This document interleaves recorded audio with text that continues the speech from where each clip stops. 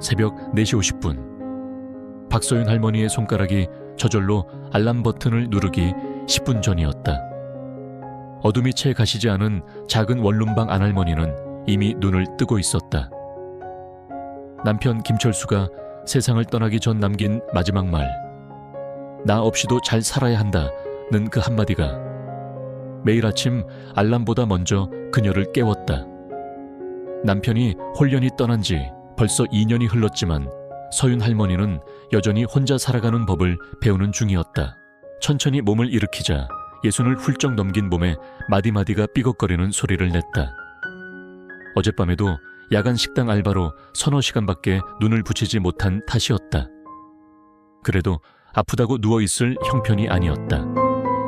한겨울의 냉기가 방 안을 감싸고 있었지만 서윤 할머니는 익숙하게 이불을 걷어내고 자리에서 일어났다.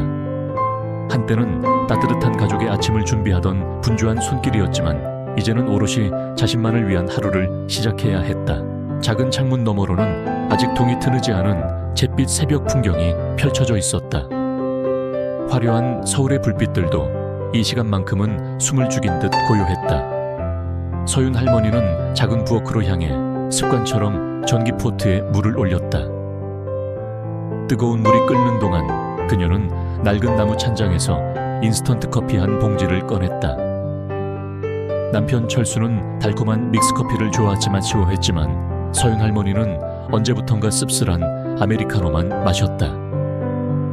단 커피를 마시면 남편 생각이 너무 많이 나서 가슴 한구석이 아려왔기 때문이었다. 당신도 참 나 없으면 어쩌려고 그랬어.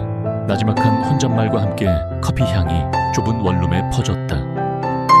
평생을 가정주부로만 살아왔던 그녀에게 남편의 부재는 단순히 슬픔을 넘어선 현실적인 문제였다. 변변한 적금도 연금도 없었다. 여자는 집안일만 잘하면 돼. 그게 남편의 오랜 지론이었고 그 철학이 남긴 현실은 월세 35만 원과 빠듯한 생활비였다. 커피를 마시며 냉장고에서 어젯밤 미리 준비해둔 김밥 재료를 꺼냈다. 상추 몇 장 단무지 맛살, 그리고 계란 지단. 조촐했지만 점심 도시락과 간식으로는 김밥만 한 개 없었다. 시간도 아끼고 돈도 아낄 수 있는 최선의 선택이었다. 능숙한 솜씨로 김밥을 마는 동안 머릿속으로는 곧 출근해야 할 넥스트 비전 테크 빌딩을 떠올렸다. 특히 자신이 담당하는 18층부터 20층까지 그 중에서도 가장 넓고 화려한 20층의 CEO 사무실. 그 사무실의 주인인 젊은 사장 이지훈 대표의 얼굴도 함께 떠올랐다. 이지훈 대표, 30 중반이나 되었을까. 텔레비전 드라마에서나 나올 법한 반듯한 외모에 명석한 두뇌를 가진 젊은 사업가라고 했다. 서윤 할머니가 이 빌딩 청소 일을 시작한 지 8개월째였지만 그와 직접 마주친 적은 손에 꼽을 정도였다. 대부분 할머니가 청소를 시작하는 이른 새벽에는 텅 빈 사무실만이 그녀를 맞이했고 가끔 야근이라도 하는 날이면 할머니가 퇴근할 무렵에야 모습을 드러내곤 했다. 젊은 사람이 참 열심히 사는구나 싶으면서도 안쓰럽기도 하고 김밥을 도시락 통에 담으며 서윤 할머니는 중얼거렸다. 남편 철수도 가족을 위해 평생을 쉼없이 일했다. 그 고단함을 알기에 젊은 이지훈 대표의 뒷모습에서 가끔 남편의 그림자를 보곤 했다. 새벽 5시 30분. 검은색 패딩 점퍼를 챙겨 입고 작은 가방을 어깨에 맸다. 현관문을 나서자 차가운 새벽 공기가 콧속으로 스며들었다. 정류장으로 향하는 발걸음은 언제나처럼 무거웠지만 딸 하늘이의 얼굴을 떠올리면 조금은 힘이 났다. 다음 달이면 결혼하는 딸. 그 아이의 결혼 비용에 조금이라도 보탬이 되고 싶다는 마음이 서윤 할머니를 움직이는 가장 큰 원동력이었다. 엄마 그냥 우리 집에서 같이 살아요. 새 신혼집에 들어와 살라는 하늘이의 따뜻한 제안이었지만 서윤 할머니는 단호히 고개를 저었다. 평생 무급으로 가족을 돌봐온 그녀에게 이제 와서 딸의 집에 얹혀 사는 것은 마지막 남은 자존심마저 버리는 일처럼 느껴졌다. 그리고 무엇보다 신혼부부에게 시어머니 혹은 장모는 부담일 뿐이라는 것을 누구보다 잘 알고 있었다. 새벽 버스에는 서윤 할머니처럼 이른 아침부터 일터로 향하는 사람들이 대부분이었다. 청소부 경비원 식당 아주머니들, 모두들 창밖을 무심히 바라보거나 부족한 잠을 보충하려 꾸벅꾸벅 졸고 있었다. 젊은 시절에는 이런 세계가 있는 줄도 몰랐던 서윤 할머니였다. 버스가 강남 한복판의 초고층 오피스 빌딩 앞에 멈춰 섰다. 넥스트 비전 테크라는 로고가 선명한 건물이었다. 지하 1층 탈의실에서 파란색 작업복으로 갈아입고 허리춤에는 청소 도구들을 매달았다. 이름표에는 박서윤이라는 세 글자가 적혀 있었다. 오전 6시 정각, 그녀의 일과가 시작되는 시간이었다. 직원들이 출근하기 전인 8시까지 모든 청소를 끝내야 했다. 가장 먼저 향하는 곳은 언제나 20층 이지훈 대표의 사무실이었다. 엘리베이터를 타고 20층에 내리자 자동으로 열리는 유리문 너머로 광활한 사무 공간이 펼쳐졌다. 아직 아무도 출근하지 않은 텅 빈 사무실. 할머니의 움직임에 맞춰 센서등이 하나둘씩 켜지며 어둠을 몰아냈다. 청소 카트를 끌고 가장 안쪽에 있는 CEO 사무실로 향했다. 매일 같은 시간 같은 동선. 그것이 서윤 할머니의 평범한 일상이었다. 이지훈 대표의 사무실 문을 열자 널찍한 통유리창 너머로 서울의 새벽 풍경이 한눈에 들어왔다. 해가 뜨기 직전 도시는 또 다른 얼굴을 보여주고 있었다. 수많은 빌딩의 불빛들이 별처럼 반짝였고 멀리 한강은 짙은 안개에 잠겨 있었다. 감탄도 잠시 서윤 할머니는 곧바로 청소를 시작했다. 가장 먼저 창문을 닫고 환풍기를 돌렸다. 그리고 바닥 청소, 쓰레기통 비우기, 책상 정리 순으로 이어졌다. 이지훈 대표의 넓은 책상 위에는 언제나처럼 노트북과 서류들이 가지런히 놓여 있었다. 그는 물건을 함부로 다루는 사람이 아닌 듯 했다. 서윤 할머니는 마른 걸레로 책상 위 먼지를 닦아내기 시작했다. 그때 책상 한쪽 구석에 놓인 작은 가족사진 액자가 눈에 들어왔다. 이지훈 대표와 그의 아내, 그리고 초등학생으로 보이는 아들. 세 사람이 환하게 웃고 있는 단란한 모습이었다. 하지만 어쩐 일인지 사진 액자 위에는 하얀 먼지가 희끗하게 쌓여 있었다. 마치 오랫동안 누구의 손길도 닿지 않은 것처럼. 서윤 할머니는 자신도 모르게 액자를 조심스럽게 들어 올렸다. 그리고 작업복 주머니에서 깨끗한 손수건을 꺼내 액자 위의 먼지를 부드럽게 닦아냈다. 이렇게 예쁜 가족인데 사진 속 행복한 모습과 먼지 쌓인 액자 사이의 대비가 서윤 할머니의 마음을 무겁게 했다. 그녀가 이곳에서 일한 8개월 동안 이지훈 대표는 거의 매일 밤늦게까지 사무실에 남아있곤 했다. 때로는 아침 청소를 하러 왔을 때 책상에 엎드려 잠든 모습을 발견하기도 했다. 그럴 때마다 서윤 할머니는 조용히 문을 닫고 나중에 다시 오곤 했다. 돈을 버는 것도 중요하지만 저렇게 일만 하다가는 소중한 것들을 놓치기 십상이라는 것을 그녀는 자신의 경험을 통해 잘 알고 있었다. 먼지를 닦아낸 액자를 원래 자리에 조심스럽게 내려놓았다. 수십 년 전 남편 김철수의 책상 위에도 저렇게 먼지 쌓인 가족 사진이 있었을지도 모른다는 생각이 문득 스쳐 지나갔다. 그때는 미처 몰랐던 남편의 외로움과 무게가 이제야 느껴지는 듯했다. 창밖으로 서서히 동이 터 오고 있었다.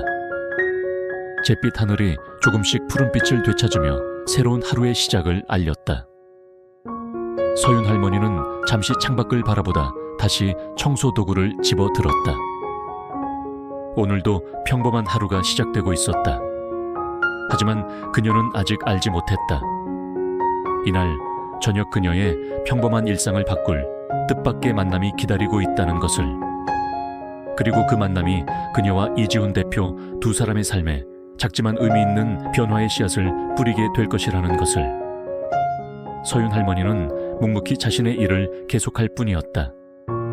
남편의 마지막 말처럼 그녀 없이도 세상은 잘 돌아가겠지만 그녀 또한 이 세상 속에서 꿋꿋이 살아가야 했으므로 그날 이후로 몇 주가 흘렀다. 박서윤 할머니의 하루는 여전히 새벽 4시 50분에 시작되어 넥스트비전 테크. 빌딩의 불 꺼진 복도를 청소 카트와 함께 누비는 것으로 이어졌다. 이지훈 대표의 사무실은 언제나 그녀의 첫 번째 작업 공간이었다. 조심스럽게 문을 열고 들어서면 은은한 가죽 냄새와 종이 냄새, 그리고 아주 희미하게 젊은 남자의 스킨 향이 섞여 그녀를 맞이했다. 이지훈 대표와 직접 마주치는 일은 여전히 드물었다. 가끔 할머니가 아침 청소를 거의 마치고 18층으로 내려가려 할 때 엘리베이터 앞에서 정장을 막 갈아입고 올라오는 그와 스치듯 지나칠 때가 있었다. 그는 늘 바빠 보였고 가벼운 목례와 함께 수고하십니다 라는 의례적인 인사를 건네곤 했다. 그럴 때마다 서윤 할머니 역시 허리를 살짝 굽혀 인사했지만 그 짧은 순간에도 그의 얼굴에 드리워진 피로감을 읽을 수 있었다. 어떤 날은 야간 식당 아르바이트를 마치고 새벽 2시가 넘어 귀가하던 길에 저 멀리 빌딩 20층에 홀로 불이 켜진 것을 보기도 했다. 저 젊은 양반 오늘도 집에 못 들어갔나 보네. 쯧쯧 혀를 차면서도 남일 같지 않아 마음이 쓰였다. 남편 김철수도 생전에 사업한답시고 밤낮 없이 뛰어다녔었다. 결국 몸은 축나고 가족과의 시간은 모래알처럼 손가락 사이로 빠져나갔더랬다. 특히 서윤 할머니의 눈길이 자주 머무는 곳은 그의 책상 한쪽에 놓인 가족 사진이었다. 처음 먼지를 닦아주었던 그날 이후로 할머니는 매일 아침 그 사진을 유심히 살폈다. 이상하게도 며칠만 지나면 그 반짝이던 액자 위에는 또다시 희뿌연 먼지가 내려앉아 있었다. 마치 그 사무실 공간 전체의 시름과 고단함이 그 작은 사진 위에만 집중되는 것처럼 보였다. 이지훈 대표는 분명 깔끔한 성격인 듯 했다. 책상 위 서류들은 항상 종류별로 정돈되어 있었고 필기구들도 각 맞춰 펜꽂이에 꽂혀 있었다. 그런데 유독 그 가족 사진만큼은 그의 관심 받긴 듯 했다. 사진 속 세 사람은 여전히 환하게 웃고 있었지만 그 웃음 위로 내려앉는 시간의 덮개는 서윤 할머니의 마음을 안타깝게 했다. 아들내미가 아빠를 얼마나 보고 싶어 할꼬. 혼잣말처럼 중얼거리며 할머니는 매일 아침 다른 곳보다 더 정성스럽게 가족 사진 액자를 닦았다. 그것은 그녀만의 작은 비밀이자 그 젊은 CEO를 향한 이름 없는 연민의 표현이었다. 어쩌면 그녀는 먼지를 닦는 행위를 통해 과거 남편에게 미처 표현하지 못했던 자신의 마음 한 자락을 위로하고 있는지도 몰랐다. 그러던 어느 월요일 새벽이었다. 여느 때처럼 이지훈 대표의 사무실 문을 열고 들어선 서윤 할머니는 순간 걸음을 멈칫했다. 커다란 책상 위에 이지훈 대표가 그대로 엎드려 잠들어 있었던 것이다. 슈트 상의는 의자 등받이에 아무렇게나 걸쳐져 있었고 와이셔츠 소매는 반쯤 걷어 올려져 있었다. 헝클어진 머리카락 사이로 보이는 그의 옆얼굴은 평소보다 더 창백하고 지쳐 보였다. 책상 위에는 빈 커피잔 2개와 에너지 드링크 캔이 뒹굴고 있었고 컴퓨터 모니터에는 복잡한 그래프와 숫자들이 빼곡하게 떠 있었다. 아이고 이를 어째. 서윤 할머니는 조심스럽게 다가가 그의 어깨를 흔들어 깨워야 하나 잠시 망설였다. 하지만 너무도 깊이 잠든 듯 미동조차 없었다. 곤히 잠든 사람을 깨우는 것은 예의가 아니라고 생각한 할머니는 평소보다 더 발소리를 죽여가며 청소를 시작했다. 쓰레기통을 비우고 바닥을 쓸고 닦는 동안에도 그녀의 시선은 자꾸만 잠든 그에게로 향했다. 얼마나 힘들었으면 저렇게 책상에서 잠이 들었을까. 집에는 사랑하는 아내와 눈에 넣어도 아프지 않을 아들이 기다리고 있을 텐데. 서윤 할머니의 마음속에서 안쓰러움이 파도처럼 밀려왔다. 그녀는 자신도 모르게 한숨을 내쉬었다. 청소를 거의 마칠 무렵 서윤 할머니는 다시 한번 가족사진 액자로 눈길을 돌렸다. 오늘도 어김없이 먼지가 살짝 내려앉아 있었다. 평소처럼 손수건으로 닦으려다 문득 오늘은 좀 더 깨끗하게 해주고 싶다는 생각이 들었다. 할머니는 청소 카트에서 작은 유리 세정제와 부드러운 극세사천을 꺼냈다. 아주 조심스러운 손길로 액자를 들어 유리 표면에 세정제를 살짝 뿌리고 천으로 부드럽게 문질렀다. 반짝반짝 윤이 나는 액자 속에서 이지훈 대표 가족의 웃음이 한결 더 생기 있게 빛나는 듯했다. 액자를 제자리에 놓으려는데 바로 그 순간이었다. 누구세요? 잠결에 뒤척이던 이지훈 대표가 천천히 고개를 들며 낮은 목소리로 물었다. 갑작스러운 상황에 서윤 할머니는 심장이 덜컥 내려앉는 것 같았다. 손에 들고 있던 액자를 떨어뜨릴 뻔했지만 가까스로 중심을 잡았다. 아, 저 대표님, 좋은 아침입니다. 청소 중이었습니다. 서윤 할머니는 다소 허둥대며 대답했다. 이지훈 대표는 아직 잠이 덜 깬 듯 찌푸린 미간으로 눈을 몇 번 깜빡였다. 그리고는 자신이 책상에 엎드려 잠들었다는 사실을 뒤늦게 깨달은 듯 멋쩍은 표정으로 머리를 쓸어 올렸다. 아, 제가 깜빡 잠이 들었나 봅니다. 시간을 보니 그는 손목시계를 확인하더니 작게 한숨을 쉬었다. 죄송합니다. 놀라셨겠어요. 아닙니다, 대표님. 피곤하실 텐데 더 주무시지 그러셨어요. 서윤 할머니의 말에 이지훈 대표는 쓴웃음을 지었다. 괜찮습니다. 이제 일어나야죠. 그는 뻐근한 듯 목을 두어 번 돌리고는 자리에서 일어났다. 그제야 그는 서윤 할머니의 손에 들린 자신의 가족사진 액자를 발견했다. 그의 눈썹이 살짝 위로 올라갔다. 그건 서윤 할머니는 순간 얼굴이 화끈 달아올랐다.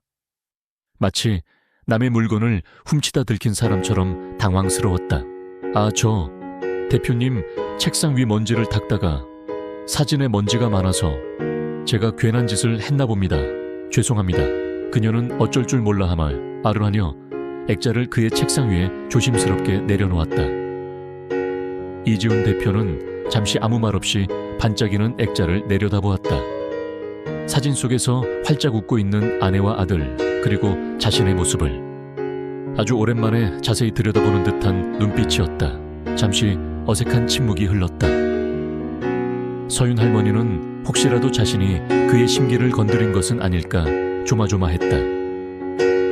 젊은 사람들은 때로 예상치 못한 부분에서 불쾌감을 느끼기도 한다는 것을 알고 있었기 때문이다. 아닙니다. 한참 만에 이지훈 대표가 입을 열었다. 그의 목소리는 의외로 부드러웠다. 깨끗하게 해주셔서 감사합니다, 아주머니. 그는 서윤 할머니를 향해 희미하게 미소를 지어 보였다. 평소에 칼날 같던 모습과는 사뭇 다른 어딘가 지치고 인간적인 표정이었다. 별 말씀을요. 제가 하는 일인데요, 뭘. 서윤 할머니는 멋쩍게 웃으며 대답했다. 그럼 저는 이만 나가보겠습니다. 편히 쉬십시오, 대표님. 내게 수고하십시오. 서윤 할머니는 가볍게 목례를 하고 사무실을 나섰다. 문을 닫고 나오면서도 가슴이 두근거렸다. 별일 아닌 일이었지만 그와의 첫 번째 제대로 된 대화는 왠지 모르게 긴장되면서도 묘한 여운을 남겼다. 사무실 안에 홀로 남은 이지훈 대표는 한동안 자신의 가족 사진에서 눈을 떼지 못했다. 서윤 할머니가 닦아주어 유난히 반짝이는 액자. 그는 자신도 모르게 손을 뻗어 액자를 들어 올렸다. 사진 속 아들 민준이는 해맑게 웃고 있었다. 벌써 이렇게 컸구나. 아들의 마지막 학교 행사에 가본 것이 언제였는지, 아내가 싸준 도시락을 제대로 먹어본 것이 언제였는지 기억조차 가물가물했다. 그는 액자를 내려놓고 창밖으로 시선을 돌렸다. 동쪽 하늘이 붉게 물들기 시작하고 있었다. 매일 뜨는 해였지만 오늘따라 그 풍경이 새삼 다르게 느껴졌다. 아주 작은 균열처럼 그의 단단했던 일상에 무언가 다른 감정이 스며들기 시작한 순간이었다. 어쩌면 그것은 매일 새벽 그의 공간을 정갈하게 쓸고 닦던 한 노년의 여인이 남기고 간 아주 작은 옹이 때문이었을지도 몰랐다. 그는 자리에서 일어나 슈트 상의를 걸치고 넥타이를 고쳐맸다. 오늘도 어김없이 전투 같은 하루가 시작될 터였다. 하지만 그의 마음 한구석에는 조금 전 청소부 아주머니와의 짧은 만남과 그녀가 남긴 반짝이는 가족사진이 잔상처럼 남아있었다. 가족사진 액자를 닦아주었던 그날 아침에 짧은 만남 이후 박서윤 할머니와 이지훈 대표 사이에는 미묘한 변화의 기류가 감돌았다. 여전히 그들은 바쁜 일상 속에서 스쳐 지나가는 관계였지만 이전과는 달리 서로의 존재를 조금 더 의식하게 된 듯했다. 이지훈 대표는 새벽 일찍 출근하는 날이면 복도에서 마주치는 박소윤 할머니에게 평소보다 조금 더 따뜻한 목소리로 "좋은 아침입니다, 아주머니" 하고 인사를 건넸고, 박소윤 할머니 역시 희미한 미소와 함께 "네 대표님도 좋은 하루 되십시오" 하고 화답했다. 서윤 할머니는 여전히 매일 아침 이지훈 대표의 사무실을 가장 먼저 청소했다. 그리고 언제나처럼 그의 책상 위 가족 사진을 유심히 살폈다. 신기하게도 그날 이후로 사진 액자에는 먼지가 거의 쌓이지 않았다. 마치 누군가가 매일 한 번씩은 그 사진을 들여다보고 가볍게라도 닦아주는 것처럼. 서윤 할머니는 그것이 이지훈 대표의 작은 변화이길 바라면서도 굳이 티를 내지는 않았다. 그러던 어느 날 평소보다 조금 이른 새벽 5시 방영 서윤 할머니가 이지훈 대표의 사무실을 막 청소하고 나올 때였다.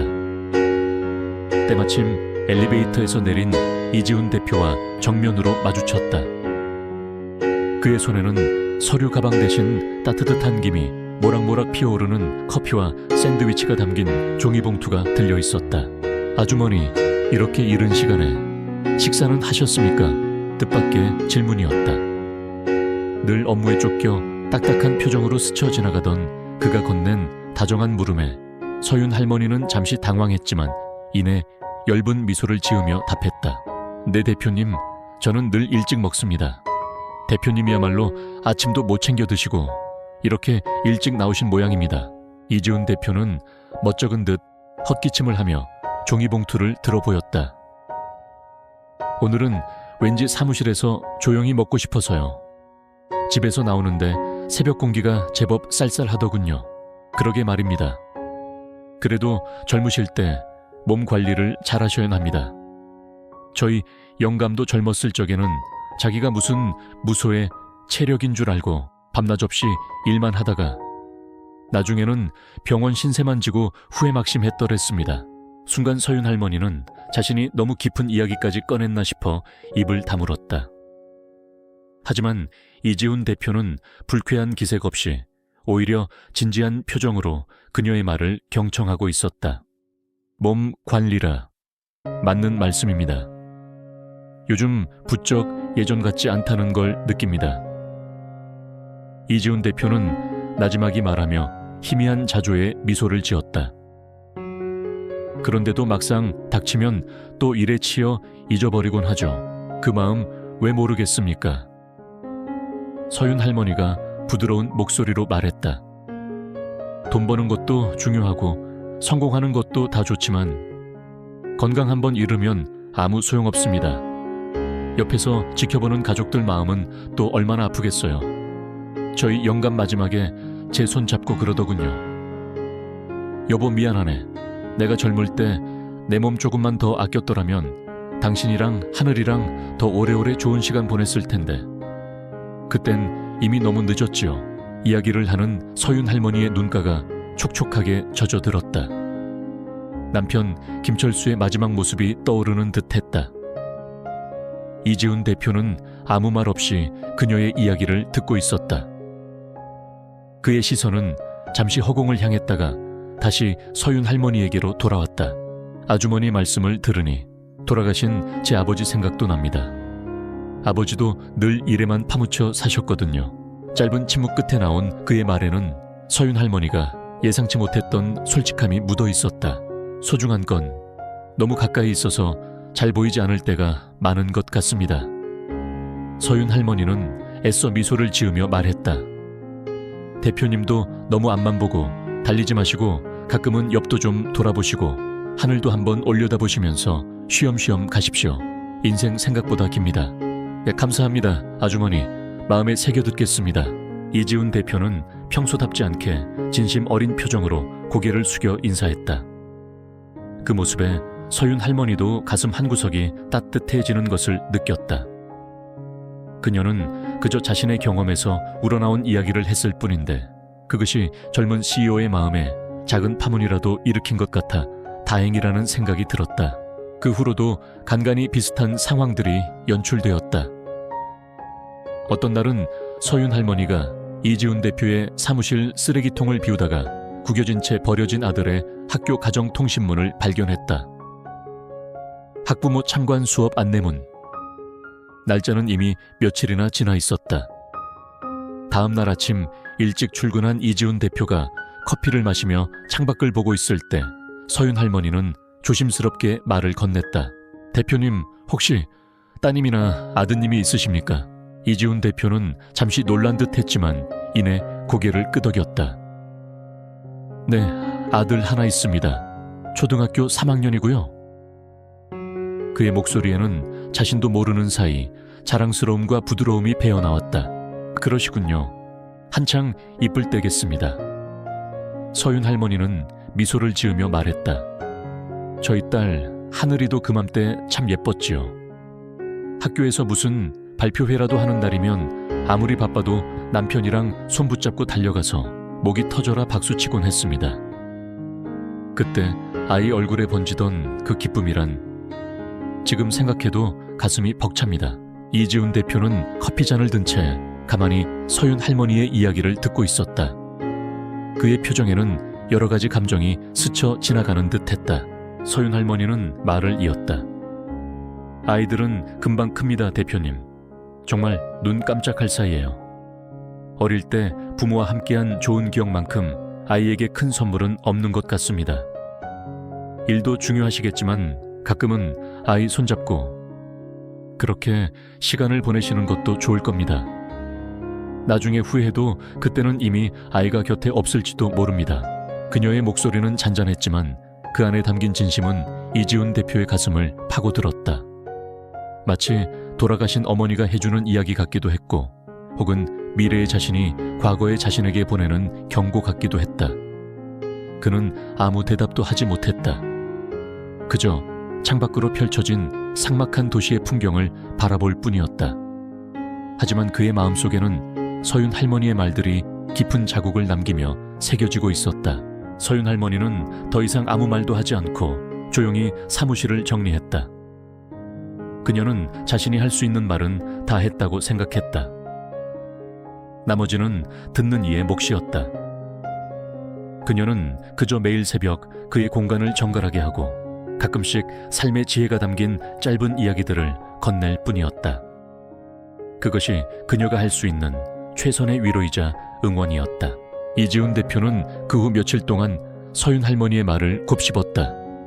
건강을 잃으면 아무 소용없다. 아이들은 금방 큰다. 나중에 후회해도 소용없다. 단순하지만 묵직한 그 말들이 그의 머릿속을 떠나지 않았다. 회사의 중요한 프로젝트 다음 분기 실적 투자자들과의 미팅. 끊임없이 그를 짓누르는 현실적인 문제들 속에서 그는 아주 잠시나마 다른 가치들을 떠올리기 시작했다. 물론 당장 그의 삶이 바뀔 리는 없었다. 여전히 그는 밤늦게까지 일했고 주말에도 회사 일을 손에서 놓지 못했다. 하지만 이전과는 분명히 다른 무언가가 그의 내면에서 꿈틀거리기 시작했다. 그것은 바로 고민이라는 씨앗이었다. 그리고 그 씨앗은 매일 새벽 그의 사무실을 정화하는 한 노년의 여인이 뿌려놓은 것이었다. 이지훈 대표의 마음에 심어진 고민이라는 씨앗이 차에 싹을 틔우기도 전에 넥스트비전 테크에는 거센 폭풍우가 몰아치기 시작했다. 야심차게 추진하던 해외 대형 프로젝트가 예상치 못한 현지 규제 변화로 인해 좌초될 위기에 처했고 엎친 데 덮친 격으로 핵심 기술 인력 몇몇이 경쟁사로 대거 스카우트되는 일까지 발생했다. 주가는 연일 하락세를 면치 못했고 투자자들의 항의 방문과 문의 전화가 빗발쳤다. 이지훈 대표는 그야말로 살얼음판을 걷는 심정이었다. 밤낮 없이 이어지는 긴급회의와 문제 해결을 위한 동분서주. 며칠 밤을 회사에서 사오는 것은 예사실이 되었고 식사는 거르거나 샌드위치로 대충 때우기 일쑤였다. 박소윤 할머니가 건넸던 건강과 가족에 대한 조언들은 거친 파도에 휩쓸리는 조각배처럼 그의 머릿속에서 힘없이 부서져 내렸다. 지금 그에게는 회사의 생존이 그 무엇보다 절박한 과제였다. 박서윤 할머니는 매일 아침 이지훈 대표의 사무실에서 그 폭풍의 간접적인 흔적들을 발견했다.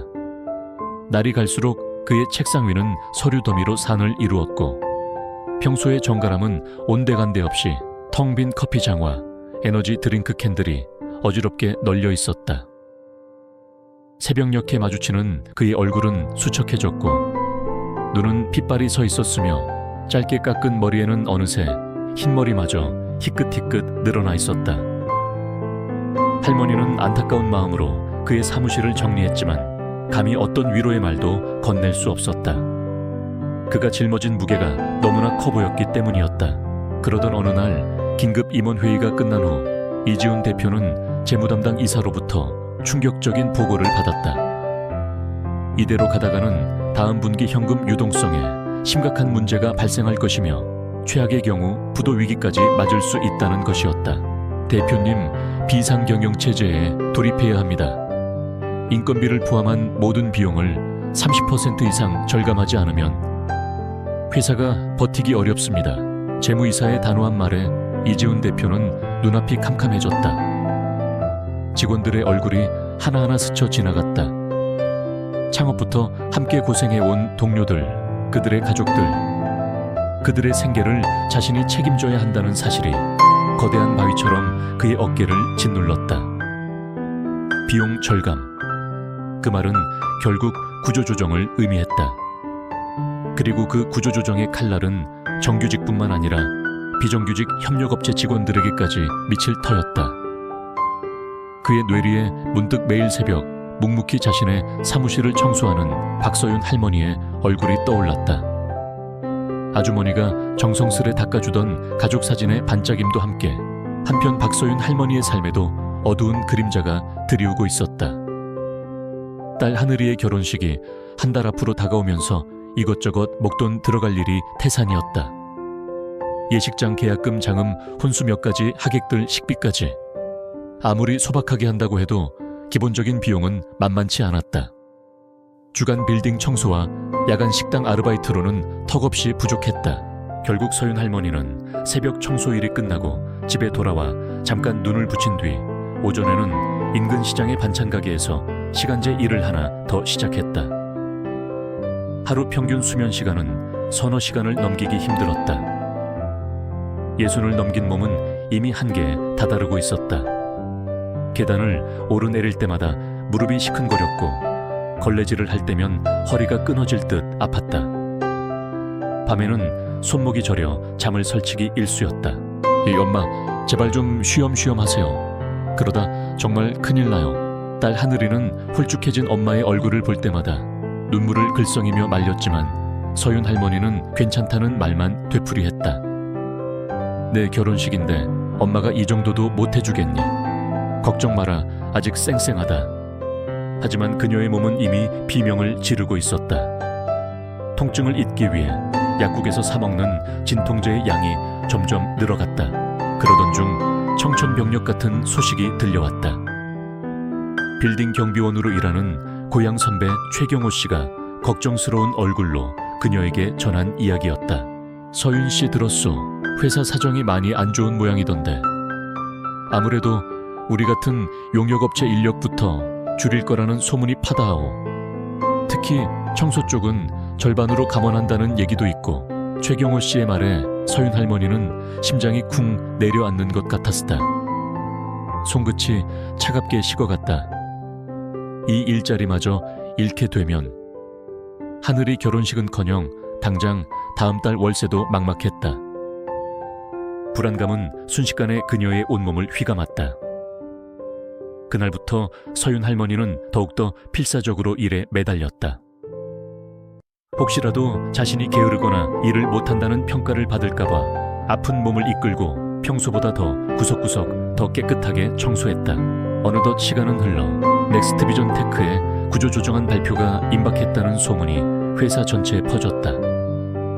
직원들은 서로 눈치를 보며 불안감을 감추지 못했고 회사 전체의 분위기는 살얼음판처럼 차갑고 위태로웠다. 이지훈 대표는 며칠 밤을 새워 구조조정안을 검토했다. 감원 대상자 명단을 볼 때마다 가슴이 미어지는 듯 했다. 특히 청소 용역 계약 변경, 인력 50% 감축기라는 항목에서는 한참 동안 시선을 떼지 못했다. 박서윤 할머니, 그녀는 단순한 청소부가 아니었다. 짧은 만남이었지만 그녀의 말들은 그의 마음에 깊은 울림을 주었다. 하지만 회사를 살리기 위해서는 어쩔 수 없는 선택이라고 그는 스스로를 다그쳤다. 감정에 치우치지 말자. 나는 경영자다. 그 무렵 박서윤 할머니는 야간 식당 아르바이트를 마치고 집으로 돌아와 진통제를 한 움큼 입에 털어 넣었다. 약 기운에 잠시 통증이 가라앉는 듯 했지만 속이 쓰리고 어지러운 증상은 점점 더 심해지고 있었다. 창밖은 여전히 어두웠지만 곧 새벽이 밝아올 터였다. 그녀는 또다시 무거운 몸을 일으켜 넥스트 비전 테크로 향할 준비를 해야 했다. 어쩌면 마지막이 될지도 모르는 출근길.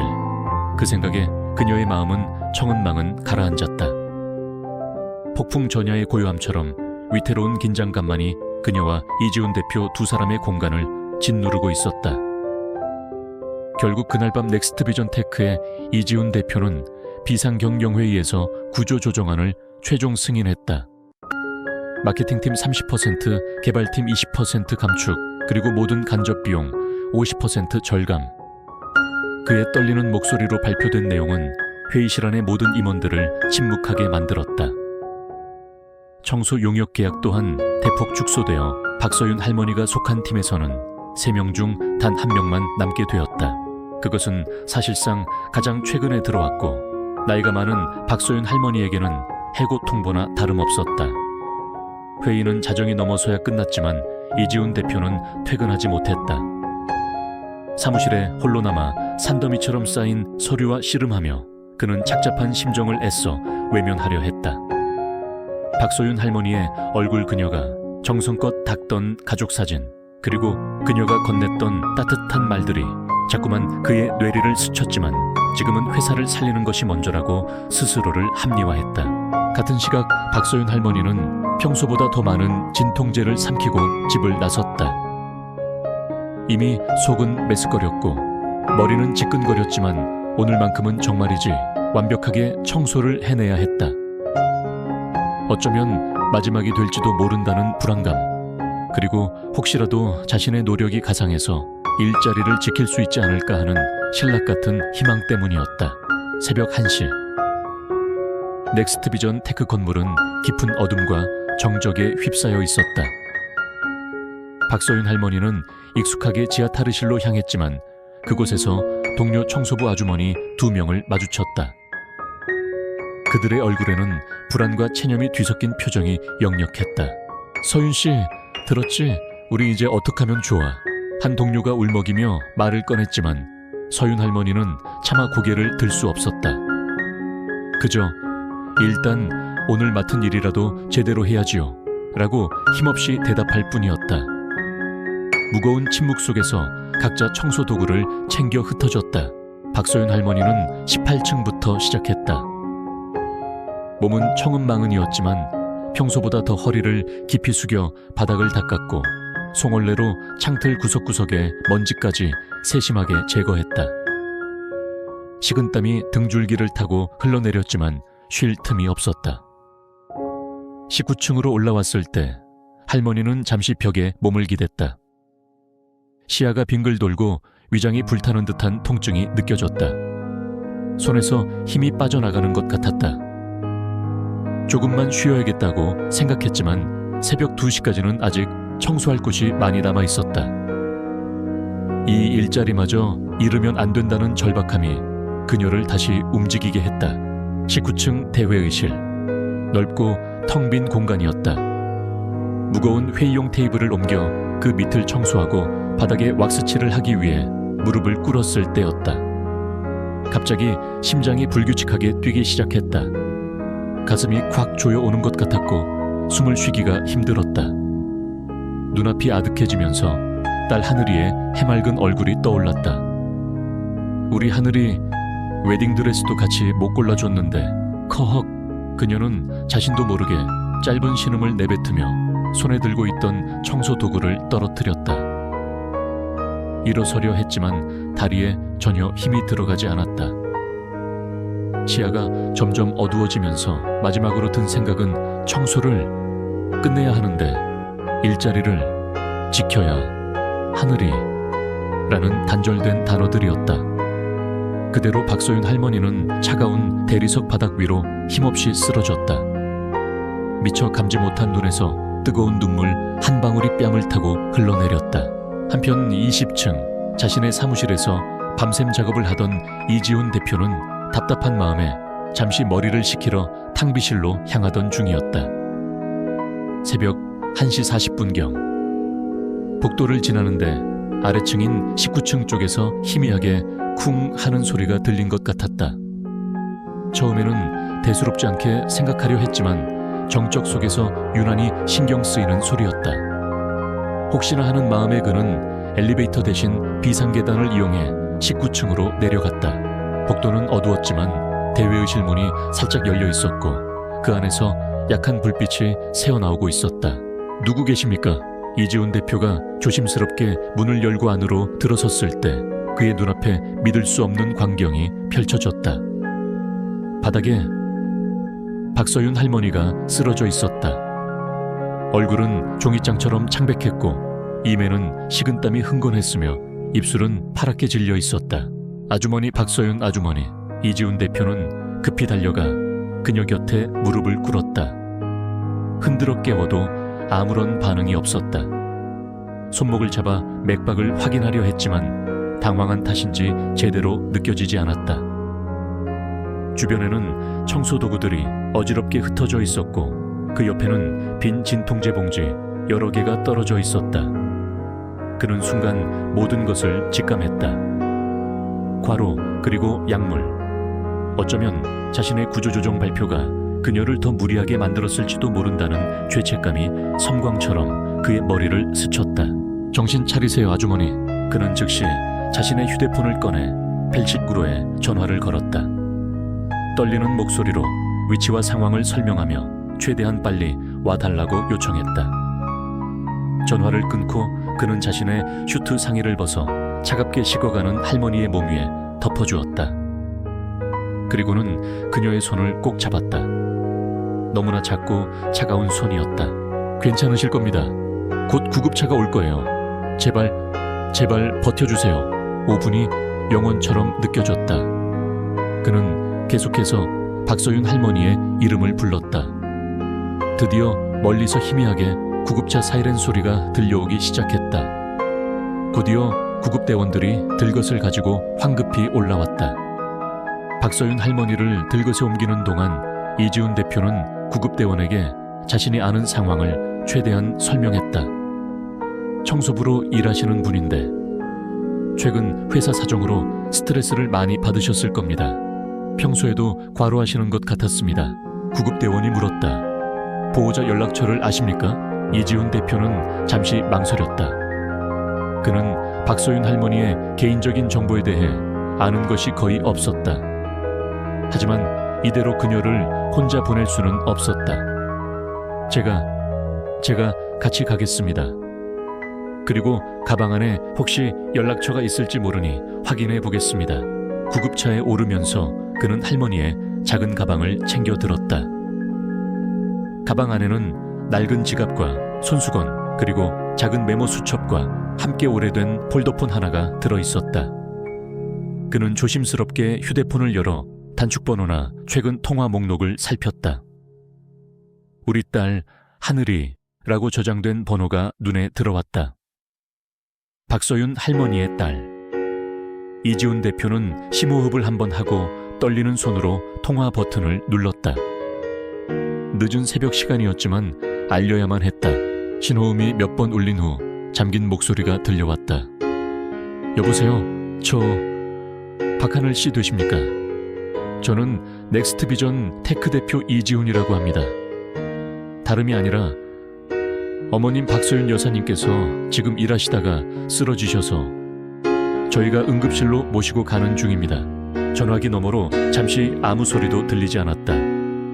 곧이어 믿을 수 없다는 듯한 젊은 여성의 비명소리와 함께 흐느끼는 울음소리가 희미하게 새어나왔다. 이지훈 대표는 가슴이 미어지는 것을 느끼며 침착하게 병원 이름과 위치를 설명했다.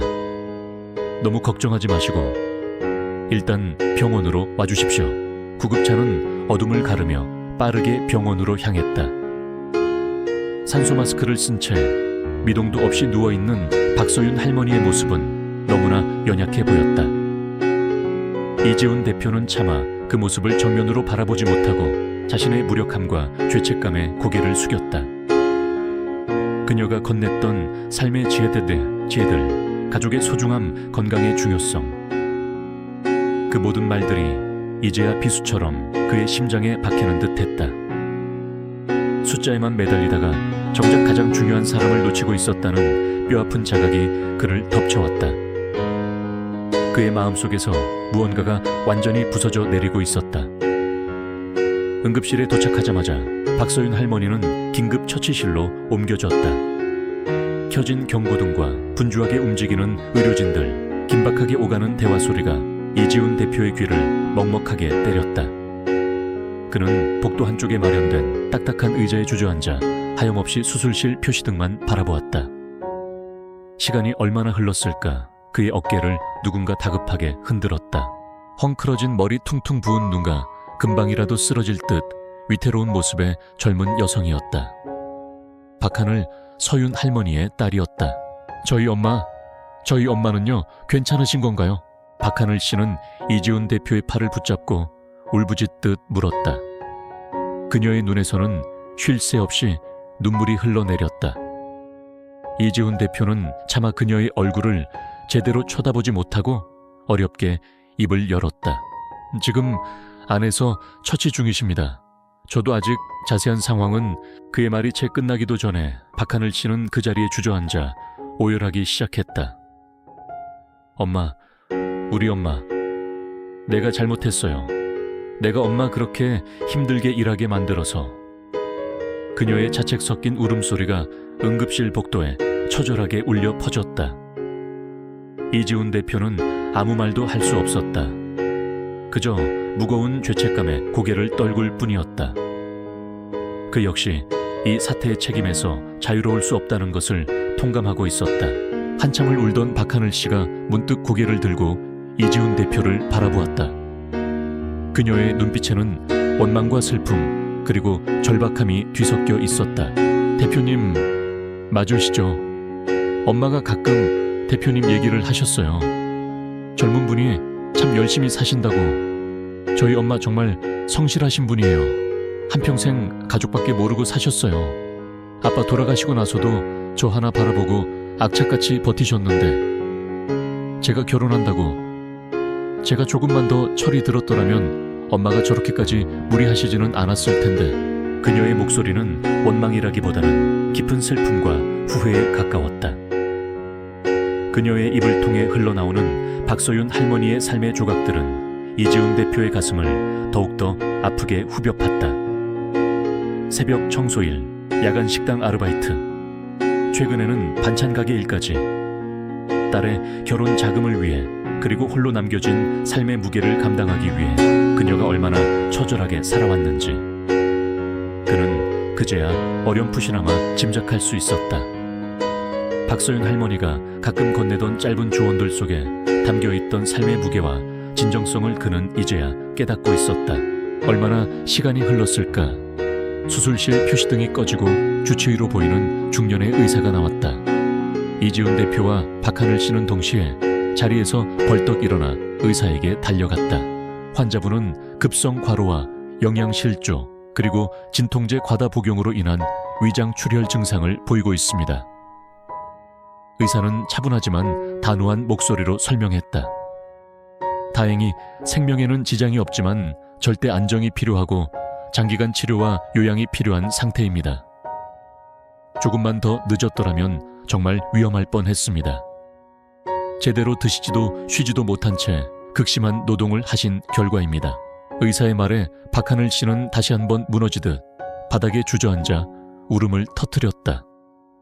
이지훈 대표는 망연자실한 표정으로 그 자리에 못 박힌 듯 서 있었다. 극심한 노동, 영양실조, 위장출혈. 그 단어 하나하나가 그의 심장을 날카롭게 찔렀다. 그가 숫자에만 매달려 비용 절감을 외치는 동안 한 인간이 생존의 벼랑 끝에서 얼마나 처절하게 몸부림치고 있었는지를 그는 외면했던 것이다. 박서윤 할머니가 그에게 건넸던 건강 한번 잃으면 아무 소용없습니다. 너무 앞만 보고 달리지 마십시오 라는 말들이 이제야 그의 귓가에 천둥처럼 울렸다. 그는 자신이 얼마나 어리석고 냉정한 경영자였는지, 그리고 한 인간으로서 얼마나 무심했는지를 뼈저리게 깨달았다. 이것이 바로 그녀가 온몸으로 보여준 사람의 가치였던가. 이지훈 대표는 주먹을 불끈 쥐었다. 마음속에서 뜨거운 무언가가 치밀어 올랐다. 그것은 분노도 절망도 아니었다. 깊은 참회와 함께 이대로는 안 된다는 강렬한 각성이었다. 새벽녘에 희미한 빛이 병실 창문으로 스며들 무렵 박서윤 할머니가 천천히 눈을 떴다. 하얀 천장이 흐릿하게 보였고 코를 찌르는 소독약 냄새와 함께 온몸에 둔한 통증이 느껴졌다. 팔에는 링거 주사 바늘이 꽂혀 있었고 손가락에는 산소포와도 측정기가 물려 있었다. 누일라. 가장 먼저 그녀의 입에서 나온 것은 딸의 이름이었다. 목이 쉬어 갈라진 목소리였지만 그 안에는 깊은 모정이 담겨 있었다. 엄마 정신이 들어. 밤새 곁을 지키던 박하늘 씨가 화들짝 놀라며 그녀의 손을 잡았다. 눈물로 범벅이 된 얼굴이었지만 엄마가 깨어났다는 사실에 희미한 기쁨이 어렸다. 미안하다. 내가 또 너한테 짐만 지우는구나. 박서윤 할머니는 힘겹게 말을 이으며 눈물을 글썽였다. 자신이 쓰러졌다는 사실, 그리고 그로 인해 딸이 얼마나 놀라고 힘들었을지를 생각하니 가슴이 미어졌다. 아니야 엄마, 그런 말 하지 마. 내가 미안해. 내가 다 잘못했어. 박하늘처 씨는 엄마의 손을 자신의 뺨에 가져다 대며 흐느꼈다. 엄마, 건강이 제일 중요해. 결혼이고 뭐고 다 필요 없어. 엉아리 없어. 엄마만 건강하게 내 곁에 있으면 돼. 그때 병실 한쪽에 조용히 서 있던 이지훈 대표가 천천히 그들 곁으로 다가왔다. 그는 박서윤 할머니를 향해 깊이 고개를 숙였다. 아주머니, 정말 죄송합니다. 저 때문에 이렇게 되신 것 같습니다. 박서윤 할머니는 힘겹게 고개를 저으려 했지만 그럴 기력조차 없는 듯 했다. 그녀는 희미한 눈빛으로 이지훈 대표를 바라보았다. 그녀의 눈빛에는 원망 대신 깊은 연민과 이해가 담겨 있는 듯 했다. 어쩌면 그녀는 이미 모든 것을 알고 있었는지도 몰랐다. 이 젊은 CEO가 짊어진 삶의 무게와 고뇌를. 아닙니다. 대표님, 탓이 아닙니다. 제가 욕심을 부렸습니다. 그녀의 말은 두칠이었지만 그 안에는 어떤 변명도 원망도 없었다. 오히려 자신을 돌아보는 깊은 성찰이 느껴졌다. 쓰러지는 순간 그녀는 어쩌면 죽을지도 모른다는 공포와 함께 이렇게까지 자신을 몰아붙인 스스로에 대한 후회도 느꼈을 것이다. 돈보다 결혼식보다 더 중요한 것이 있다는 것을 그녀 역시 극한의 상황에 이르러서야 깨닫고 있었다. 그것은 바로 자신의 생명과 사랑하는 딸과 함께할 시간이었다. 이지훈 대표는 아무 말도 하지 못했다. 그저 박서윤 할머니와 박하늘 씨의 모습을 번갈아 바라보며 자신의 안에서 일어나는 거대한 변화를 감지할 뿐이었다. 숫자가 아닌 사람을 봐야 한다는 것, 결과만이 아닌 과정의 소중함을 알아야 한다는 것, 그리고 무엇보다 인간에 대한 존중과 연민이 모든 것의 기본이 되어야 한다는 것을 그는 비로소 깨닫고 있었다. 병실 창밖으로 새벽의 여명이 밝아오고 있었다. 어둠이 걷히고 새로운 빛이 세상을 비추듯 이지훈 대표와 박서윤 할머니의 마음속에도 새로운 깨달음의 빛이 새우며들고 있었다. 그것은 고통 속에서 피어난 희망이었고 절망 끝에서 움트는 변화의 약속이었다. 아직 가야 할 길은 멀고 험난하겠지만 적어도 그들은 이제 다른 방향을 바라보기 시작한 것이었다. 그날 새벽 병원에서 집으로 돌아온 이지훈 대표는 뜬 눈으로 아침을 맞이했다. 박서윤 할머니의 창백한 얼굴과 딸 하늘 씨의 절규, 그리고 의사의 냉정한 진단이 밤새 그의 머릿속을 떠나지 않았다. 그는 더 이상 예전의 방식으로 회사를 운영할 수도 그렇게 살아갈 수도 없다는 것을 뼈저리게 깨달았다. 동이 트자마자 그는 비상임원회의를 소집했다. 전날 밤 최종 승인했던 구조조정안을 전면 재검토하겠다는 그의 폭탄 선언에 회의실은 찬물을 끼얹은 듯 싸늘해졌다. 재무 담당 이사를 비롯한 몇몇 임원들은 강하게 반발했다. 회사의 생존이 걸린 문제 앞에서 감상적인 판단은 금물이라는 것이 그들의 주장이었다. 대표님, 지금 우리 회사 상황을 누구보다 잘 아시지 않습니까? 이대로 가다간 정말 모두가 공멸할 수 있습니다. 알고 있습니다. 이지훈 대표는 단호한 목소리로 답했다. 그의 눈빛은 밤새 한숨도 자지 못했음에도 불구하고 그 어느 때보다 형형하게 빛나고 있었다. 하지만 숫자가 전부가 아니라는 것을 저는 어제 깨달았습니다. 직원의 희생만을 강요하는 회사는 결국 미래가 없습니다. 우리는 단기적인 위기 극복을 넘어 장기적으로 지속 가능한 성장을 고민해야 합니다.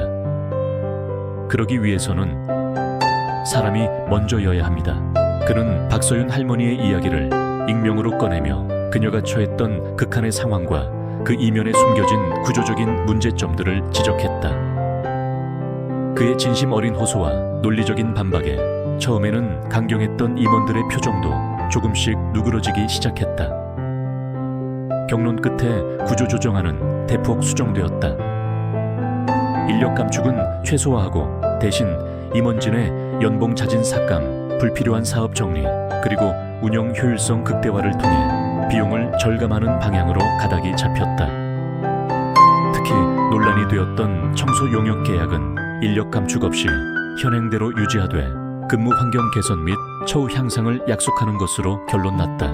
회의가 끝난 후 이지훈 대표는 곧바로 청소 용역업체 대표에게 연락해 수정된 계약 내용을 전달하고 박서윤 할머니의 병원비와 치료에 필요한 모든 지원을 회사 차원에서 책임지겠다고 약속했다. 비록 작은 변화였지만 그것은 넥스트 비전 테크가 나아갈 새로운 방향을 알리는 중요한 첫걸음이었다. 그날 저녁 이지훈 대표는 평소보다 훨씬 이른 시간에 퇴근했다. 그의 손에는 아들 민준이가 좋아하는 캐릭터 모양의 케이크와 아내 한소라 씨가 좋아하는 꽃다발이 들려 있었다. 현관문을 열고 들어서자 아내와 아들은 소파에 앉아 각자 스마트폰과 태블릿 PC에 몰두해 있었다. 예전 같았으면 무심히 지나쳤을 풍경이었지만 오늘은 왠지 가슴 한구석이 아려왔다. 민준아, 소라씨, 나왔어요. 그의 목소리에 아내와 아들이 동시에 고개를 들었다. 놀란 토끼 눈을 한 두 사람의 표정에 이지훈 대표는 멋쩍은 미소를 지으며 케이크와 꽃다발을 내밀었다. 아니, 오늘 무슨 날이에요? 아내 한소라 씨가 의아한 표정으로 물었다.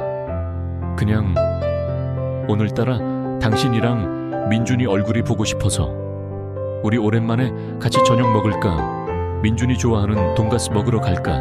아들 민준이는 눈을 동그랗게 뜨고 아빠와 케이크를 번갈아 쳐다보았다. 아내의 얼굴에도 당혹감과 함께 희미한 기대감이 스쳐 지나갔다. 그날 저녁 세 사람은 정말 오랜만에 함께 식탁에 마주 앉아 웃음꽃을 피웠다. 물론 어색함이 완전히 가신 것은 아니었지만 따뜻한 음식과 함께 오가는 소소한 대화 속에서 얼어붙었던 가족관계가 조금씩 녹아내리는 것을 느낄 수 있었다. 이지훈 대표는 그동안 자신이 얼마나 소중한 것들을 놓치고 살았는지 새삼 깨달으며 앞으로는 달라지겠다고 마음속으로 몇 번이고 다짐했다. 주말에는 민준이의 학교 축구 경기에 꼭 참석하리라. 아내와 단둘이 영화를 보러 가리라. 아주 작은 약속들이었지만 그에게는 무엇과도 바꿀 수 없는 소중한 목표가 되었다. 한편 병원에서 박소윤 할머니는 딸 하늘 씨의 극진한 간호 속에 조금씩 기력을 회복하고 있었다. 하늘 씨는 엄마가 깨어난 후 결혼 준비는 잠시 미루고 온전히 엄마 곁을 지켰다. 이지훈 대표가 회사 차원에서 병원비를 해결해 주었고 용역업체 대표도 직접 찾아와 위로금을 전달하며 할머니의 빠른 쾌유를 빌었다.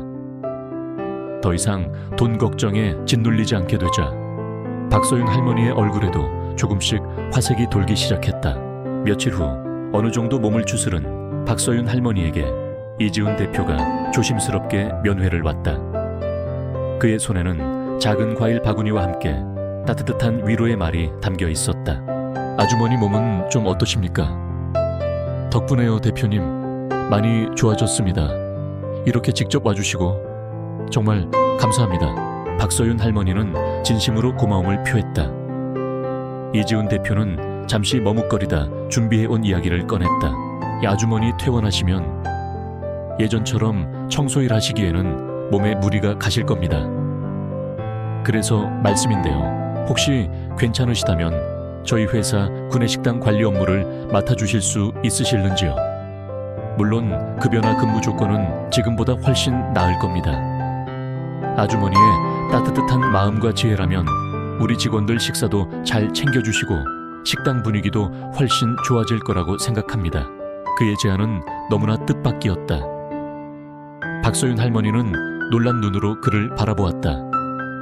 평생 청소와 허드레실만 해왔던 자신에게 누군가를 관리하는 직책이라니. 그것도 대기업의 젊은 CEO가 직접 건네는 제안이었다. 그녀는 순간 눈시울이 뜨거워지는 것을 느꼈다. 그것은 동정이나 적선이 아닌 한 인간에 대한 존중과 진심 어린 배려에서 비롯된 제안이라는 것을 알 수 있었기 때문이었다. 제가 그런 일을 잘 해낼 수 있을까요?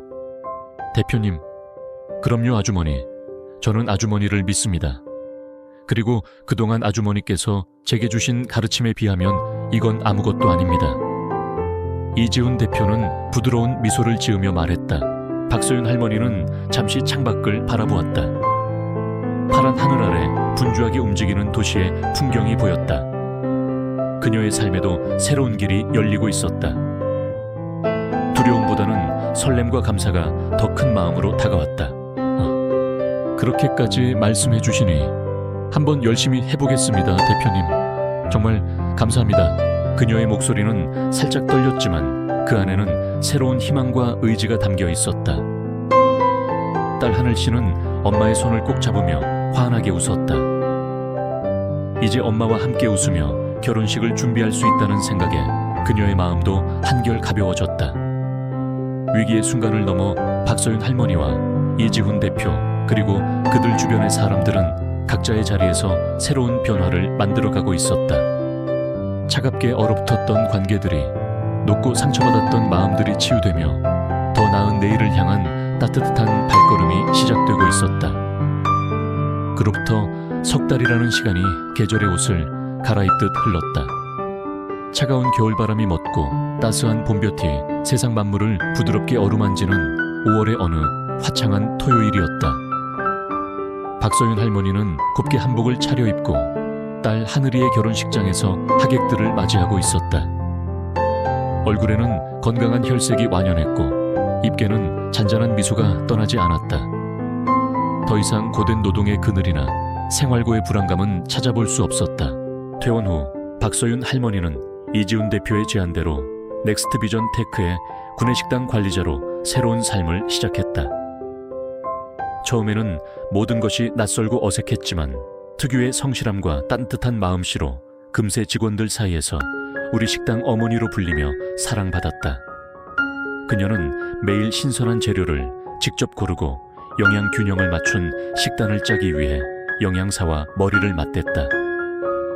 때로는 직원들에게 오늘은 뭐가 제일 맛있었어요 하고 다정하게 말을 건네며 그들의 의견을 경청했고, 집에서 담근 장아찌나 특별한 밑반찬을 조금씩 내놓아 엄마 손맛을 그리워하는 젊은 직원들의 허기진 마음까지 달래주었다.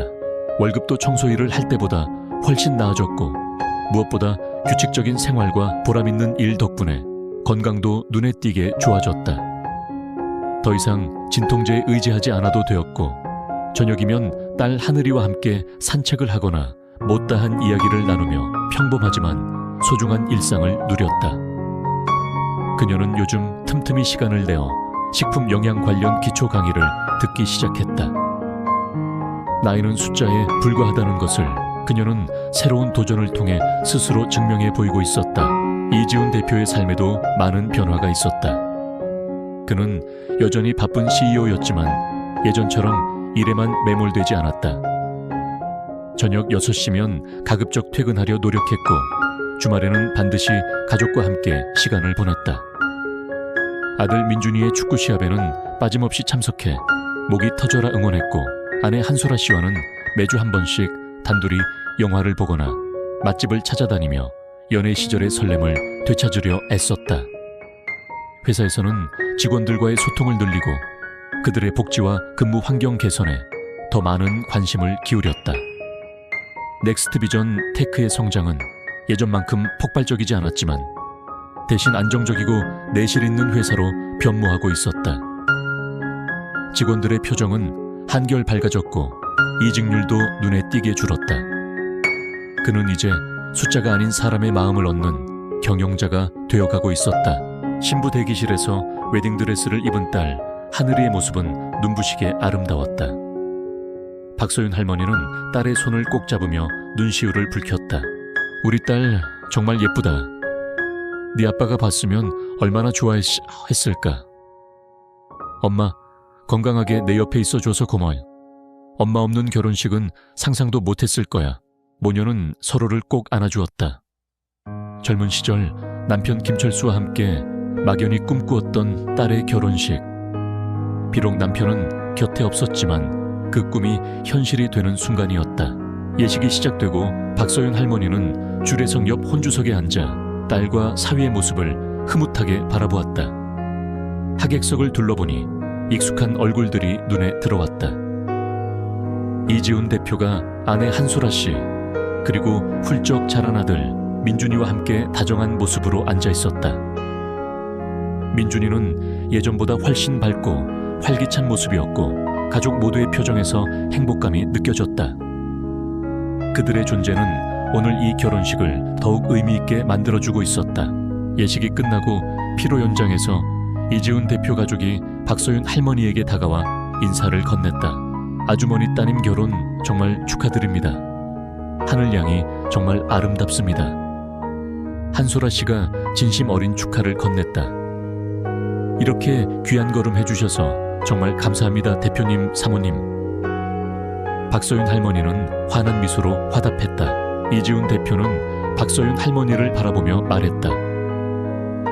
아주머니 덕분에 저희 가족도 그리고 저 자신도 많은 것을 깨닫고 변화할 수 있었습니다. 진심으로 감사드립니다. 앞으로도 건강하시고 늘 행복하십시오.